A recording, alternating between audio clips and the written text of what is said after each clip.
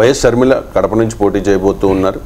So నా అనుకున్న వాళ్ళను నాశనం చేశాడు జగన్ అంటూ అన్న మీదే ఫైర్ అయిన పరిస్థితి. కడప నుంచి పోటీ చేయడానికి ఒక కారణం చెప్తూ ఉన్నారు సార్. అది నా పోటీ అనేది చిన్నాన్న కోరిక అని చెప్పేసి. అంటే వివేక హత్య అంశం చుట్టూ ఇప్పుడు ఈ పాలిటిక్స్ జరిగేలా కనిపిస్తూ ఉన్నాయి. సో వివేక సెంటిమెంట్ షర్మిలకి ఎంతవరకు వర్కౌట్ అవుతుంది అంటే ఇప్పుడు ఆమె కడపలో పోటీ చేస్తుంది, రాష్ట్రంలో పోటీ చేస్తుంది. కడప రాష్ట్రానికి వచ్చే వరకు వివేక సెంటిమెంట్ కన్నా కూడా జగన్ వ్యతిరేక ప్రచారం. ఇప్పుడు కడపలో కూడా ఈ రెండు ఫ్యాక్టర్స్ ఉంటాయి. ప్రజలు ఏ అంశం పైన ఓటేయాలి, జగన్కు అనుకూలత వ్యతిరేకత, జగన్కు మరోసారి అవకాశం ఇవ్వడము ఇవ్వకపోవడము అనే అంశం పైన ప్రజలు గనక ఓటింగ్ స్పందిస్తే అప్పుడు షర్మిలకు ఎంత అవకాశం ఉంటుంది. ఎందుకంటే ప్రజల జగన్ను ఓడించాలి అనే అంశం వచ్చినప్పుడు తెలుగుదేశం కూడా ఉంటుంది అక్కడ. సో టీడీపీ పోటీలో ఉంటుంది. వైసీపీ వ్యతిరేక ఓటు అటు షర్మిలకు ఇటు టీడీపీ మధ్య డివైడ్ అవుతాయి. ఒకవేళ వీళ్ళిద్దరి మధ్య ఏదైనా అనుకోని అవగాహన ఉంటే తప్ప.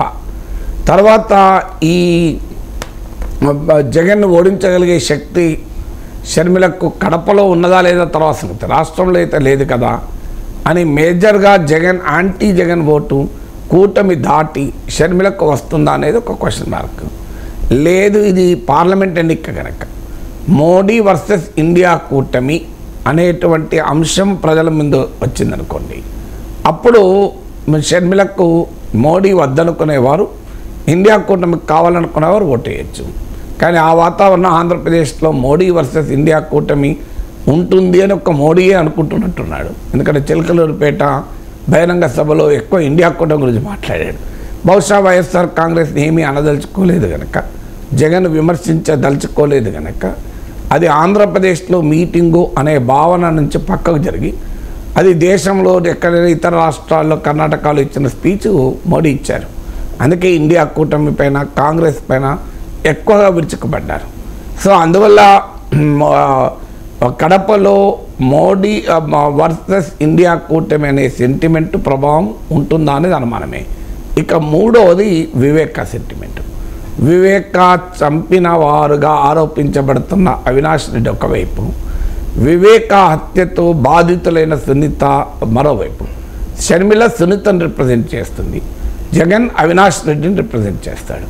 సో అందువల్ల ఆ ఇద్దరి మధ్య ఉంటే చిన్నాన్న హత్య, వివేకానందరెడ్డి హత్య అనే అంశమే ఈ ఎన్నికల్లో రెఫరెండంగా మారితే అప్పుడు ప్రజలు ఎలా రియాక్ట్ అవుతారు అనేది. ఎందుకంటే కడప రాజకీయాల్లో వైఎస్ కుటుంబ ప్రాబల్యము ప్రభావము ఉన్నమాట నిజం. కానీ రేపు పార్లమెంట్ ఎన్నికల్లో ఓటింగ్ సరళిని వైఎస్ ఫ్యామిలీలో ఉన్న డిస్ప్యూటు, వైఎస్ ఫ్యామిలీలో ఉన్న విభేదాలే ప్రభావితం చేస్తాయా? అందులో వివేక హత్య అనేది సానుభూతి ఎంత మేరకు ఉంటుంది, ఆ సానుభూతి వల్ల ఎవరికి ఎలా ప్రయోజనం కలుగుతుంది, ఇవన్నీ ప్రశ్నలుగానే మిగిలిపోయాయి. అందువల్ల వివేక సెంటిమెంటే కడప రాజకీయాల్లో ప్రజల ఓటింగ్ను శాసిస్తే అప్పుడు టీడీపీకి స్కోప్ ఉండదు, షర్మిల వర్సెస్ అవినాష్ రెడ్డిగా పోటీ ఉంటుంది. అందువల్ల ఈ మూడు రకాల అంశాలు, అంటే జగన్కు మళ్ళీ ప్రభుత్వం ఇవ్వాలా వద్దా, మోడీకి మళ్ళీ అధికారం ఇవ్వాలా వద్దా, వివేక అంత్యకు కారణమైన వారిని శిక్షించాలా వద్దా, ఈ మూడు ప్రశ్నలు కడప ఓటర్ల ముందు ఉండాలి. ఈ ఓటింగ్ సమయంలో కడపలో ఓట్లు ఏ రకంగా ప్రజలు నిర్ణయిస్తారు. ఈలోగా మోడీ ఆరోపించి వెళ్ళాడు అసలు జగన్ షర్మిల ఒక్కటే అని. మరి జగన్ షర్మిల ఒక్కటే అంటే కడపలో అవినాష్ రెడ్డి వర్సెస్ షర్మిల ఎందుకు ఉంటుంది? Avinash Reddy versus Sharmila at the rate of Viveka sentiment కూడా కడప రాజకీయం నడుస్తుంటే మోడీ చెప్పిన థీరీ ఏంటి? అసలు ఫ్యామిలీలో డిస్ప్యూట్ ఏమీ లేదు, వీళ్ళిద్దరు ఒక్కటే, వీళ్ళు ప్రభుత్వ వ్యతిరేక ఓటు చీల్చటానికే కాంగ్రెస్ పార్టీ నాయకురాలుగా షర్మిల అవతారం ఎత్తారన్నది మోడీ ఆరోపణ. మరి రేపు కడపలో కూడా అదే ప్రచారం, అదే లైన్ తీసుకుంటారా?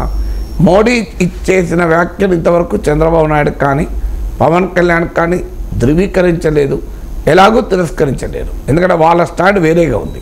వాళ్ళు షర్మిల పట్ల సానుకూలంగా కొంత సానుభూతితో మాట్లాడుతూ వచ్చారు. చెల్లికే న్యాయం చేయలేని వాడు ప్రజలకే న్యాయం చేస్తారనే వైఖరి చంద్రబాబు పవన్ కళ్యాణ్ తీసుకున్నారు. చెల్లికి అన్యాయమే జరగలే, ఇదంతా కావాలని చేస్తున్నారని మోడీ తీసుకున్నాడు. అంటే మొదలు కూటమిలో ఒక ఏకాభిప్రాయం లేదు షర్మిల ఫినామినన్ పైన. అంటే షర్మిల జగన్ సృష్ట్యా జగన్కు వ్యతిరేకంగా పోరాటానికి వచ్చిన నాయకురాల. దీనిపైన కూటమిలో అంగీకారము ఏకాభిప్రాయం ఉన్నట్లేదు. బీజేపీ అసెస్మెంట్ మోడీ చెప్పుంటాడు. ఎందుకంటే మోడీ ఇక్కడ నుంచి రాష్ట్ర నాయకత్వం నుంచి వచ్చినటువంటి ఫీడ్బ్యాక్ ఆధారంగానే మాట్లాడతాడు కదా. అందువల్ల మోడీ మాట్లాడంటే అది బీజేపీ లైన్. బీజేపీ లైన్ ఏంటంటే జగన్ షర్మిల వేరు వేరు కాదు, వాళ్ళిద్దరు ఒక్కరే అని. సో వాళ్ళిద్దరూ ఒక్కటే అని బీజేపీ చెప్తోంది. టీడీపీ జనసేన అలా చెప్పడం లేదు. షర్మిలను జగన్ బాధితురాలుగా చూస్తుంది. సో మీకు బీజేపీ ఏమో జగన్ భాగస్వామ్యరాలుగా చూస్తే, టీడీపీ జనసేనమో జగన్ బాధితురాలుగా చూస్తుంది. అందువల్ల భాగస్వామ్య బాధితురాల ఇది మొదలు కూటమి తేల్చుకోవాలి. తేల్చుకుంటే కదా కడపలో ఏం చెప్తారనేది. ఇప్పుడు కడపలో వాళ్ళు షర్మిలపై కూడా పోరాటం చేస్తారా, లేదు జగన్ పైన పోరాటం చేస్తారా? సో ఇవన్నీ ప్రశ్నలు అయితే మిగిలి ఉన్నాయి.